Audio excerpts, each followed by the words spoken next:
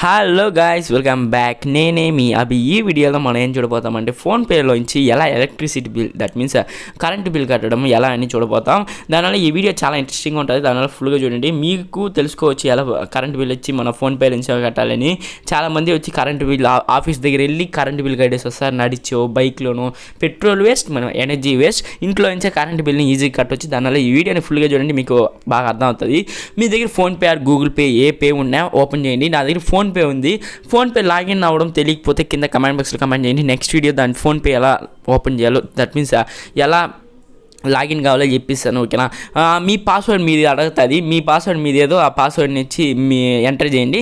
Next వచ్చి ఇక్కడ వచ్చి చాలా ఆప్షన్స్ ఉంటుంది. రీఛార్జ్ అండ్ పే బిల్స్ అని. ఫస్ట్ ట్రాన్స్ఫర్ మనీ ఉంటుంది, దాన్ని కాదు ప్రెస్ చేయకండి.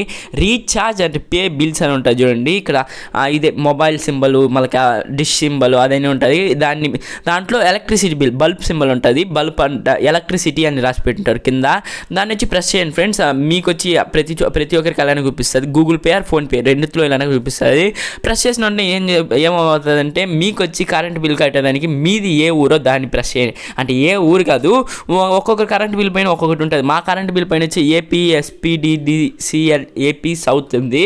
మీది ఏదో చాలా ఆప్షన్స్ ఉంటుంది.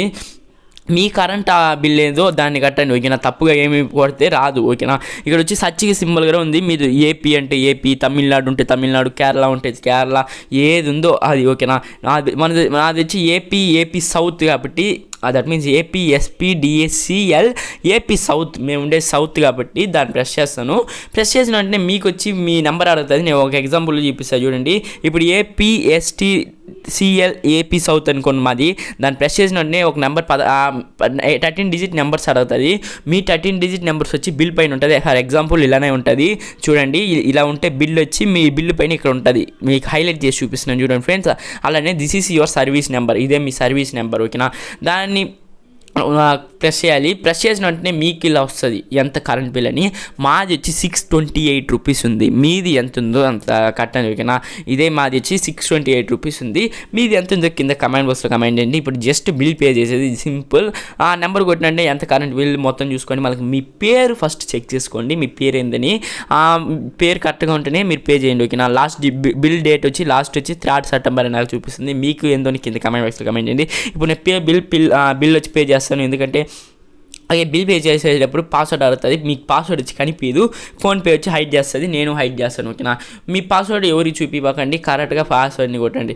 కొట్టినట్టే లోడింగ్ కనెక్టింగ్ యువర్ సెక్యూరిటీ అట్లా వస్తుంది.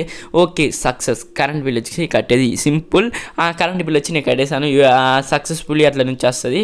అంతే, డన్ అయిపోయిన తర్వాత మీ కరెంట్ బిల్ వచ్చి మీరు కట్టేస్తారు. మీకు బిల్ అని రాదు చేతికి, కానీ కరెంట్ బిల్ మాత్రం కట్టేస్తారు, ఓకేనా.